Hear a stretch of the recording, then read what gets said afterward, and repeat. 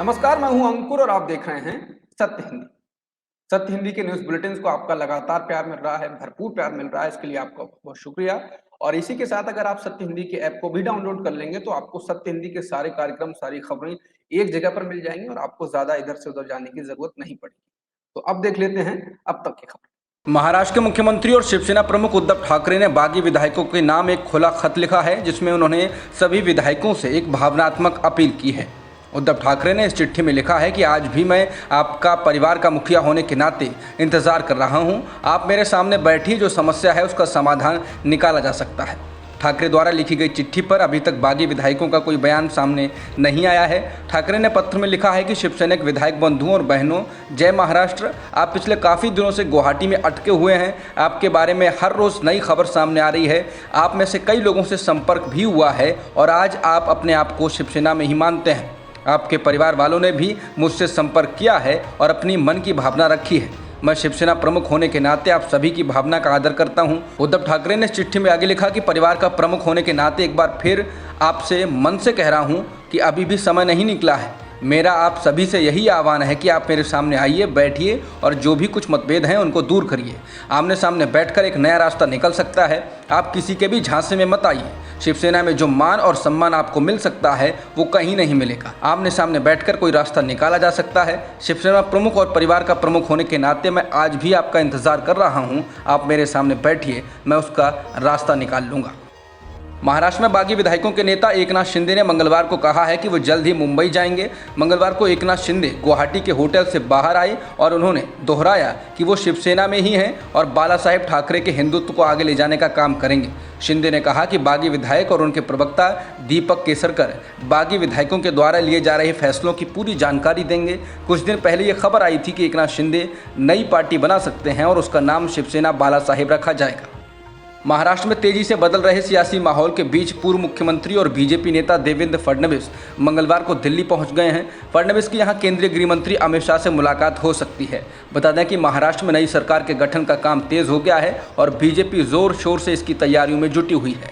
सरकार में कितने मंत्री बीजेपी के होंगे और कितने शिंदे गुट के, इसका खाका भी तैयार किया जा रहा है। सुप्रीम कोर्ट के आदेश के बाद बागी विधायकों को मिली राहत के बीच ऐसी खबरें हैं कि राज्यपाल भगत सिंह कोश्यारी जल्द ही फ्लोर टेस्ट कराने का आदेश दे सकते हैं।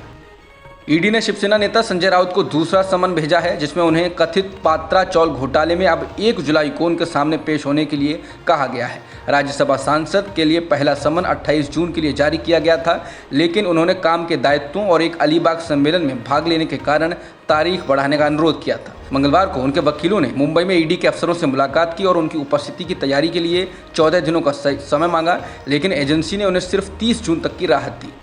शिवसेना ने अपने मुखपत्र सामना में कहा है कि भारतीय जनता पार्टी की ओर से हाल फिलहाल में दिए गए बयान लोगों को भ्रमित करने वाले हैं। एक तरफ चंद्रकांत पाटिल का कहना है कि शिवसेना में जो चल रहा है उससे हमारा कोई संबंध नहीं है, ये उनका अंदरूनी मामला है। उसी दौरान राव साहेब दानवे अपने शरीर पर हल्दी लगाकर सिर पर सेहरा बांधकर कहते हैं कि अब ज़्यादा से ज़्यादा 1-2 दिन ही विपक्ष में बैठेंगे, 2-3 दिन में भाजपा की सरकार आ जाएगी। शिवसेना ने इसके साथ ही कहा कि दिल्ली में बैठे भाजपाई नेताओं ने महाराष्ट्र को 3 टुकड़ों में बांटने की खतरनाक साजिश रची है।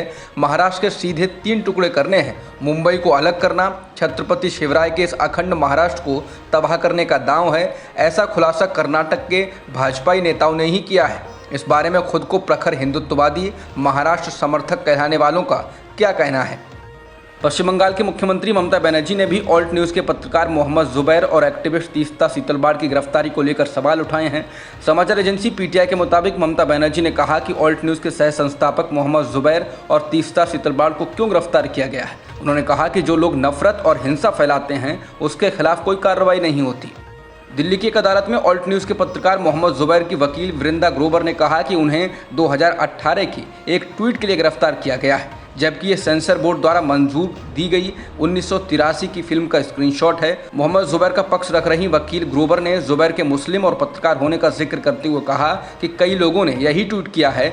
उन हैंडल और मेरे बीच एकमात्र अंतर मेरा विश्वास, मेरा नाम और मेरा पेशा है। बता दें 2018 के ट्वीट में मोहम्मद जुबैर ने ऋषिकेश मुखर्जी की फिल्म किसी से ना कहना की एक तस्वीर साझा की थी। ये एक होटल साइन बोर्ड दिखाता है जिस पर हिंदी में हनुमान होटल लिखा होता है, लेकिन पेंट के निशान बताते हैं कि इसे पहले हनीमून होटल कहा जाता था। जुबैर ने इसी पर कटाक्ष किया था। इसी मामले में दिल्ली पुलिस ने अदालत में जुबैर की रिमांड की मांग की है। बता दें, ऑल्ट न्यूज़ के संस्थापक और पत्रकार मोहम्मद जुबैर को दिल्ली पुलिस के स्पेशल सेल ने धार्मिक भावनाओं को आहत करने और नफरत फैलाने के आरोप में गिरफ्तार किया है। पत्रकार मोहम्मद जुबैर के वकील वृंदा ग्रोवर ने पुलिस के उस दावे को खारिज किया जिसमें कहा गया है कि तस्वीर को एडिट किया गया था। वकील ने कहा कि धार्मिक भावनाओं को आहत करने या दुश्मनी को बढ़ावा देने के आरोपों का कोई आधार नहीं है। ये पूजा की जगह नहीं है, ये हनीमून को लेकर मजाक है। मोहम्मद जुबैर की जमानत की अपील करते हुए वकील ने कहा कि पुलिस अपने अधिकार का दुरुपयोग कर रही है। वकील ने कहा कि इस ट्वीट के कारण 2018 से 2022 के बीच कुछ हुआ क्या? मेरे मुवक्किल को उसके काम के लिए टारगेट किया जा रहा है। वो शक्तिशाली लोगों को चुनौती दे सकते हैं, लेकिन ये उनके उत्पीड़न का कारण नहीं हो सकता। जुबैर का पक्ष रखते हुए वकील ने कहा, क्या मेरी स्वतंत्रता एक दिन के लिए भी इसलिए रोकी जा सकती है क्योंकि मैं कोई ऐसा व्यक्ति हूं जो सत्ता में बैठे किसी व्यक्ति से सहमत नहीं है, लेकिन लोकतंत्र ऐसे काम नहीं करता। ऑल्ट न्यूज़ के पत्रकार मोहम्मद जुबैर की गिरफ्तारी पर एडिटर्स गिल्ड ने उनको तुरंत रिहा करने की मांग की है। एडिटर्स गिल्ड ने फेक न्यूज़ को सामने लाने वाले मोहम्मद जुबैर और ऑल्ट न्यूज़ के काम की सराहना की। एडिटर्स गिल्ड ने कहा कि 2020 के एक मामले में दिल्ली पुलिस की स्पेशल सेल ने सोमवार को मोहम्मद जुबैर को पूछताछ के लिए बुलाया था। इस मामले में हाईकोर्ट ने उन्हें गिरफ्तारी से सुरक्षा दे रखी थी, लेकिन उन्हें एक अन्य आपराधिक मामले में गिरफ्तार किया गया है, जो मामला इसी महीने दर्ज हुआ था। बता दें, दिल्ली पुलिस ने मोहम्मद जुबैर को साल 2018 के एक ट्वीट के सिलसिले में गिरफ्तार कर लिया है। जुबैर की गिरफ्तारी के खिलाफ पत्रकारों की सुरक्षा के लिए बनी अंतर्राष्ट्रीय समिति कमिटी टू प्रोटेक्ट जर्नलिस्ट ने भी आवाज उठाई है और रिहा करने की मांग की है। अब तक की खबरों में इतना ही। बाकी खबरों के लिए आप बने रह सकते हैं सत्यहिंदी.com के साथ।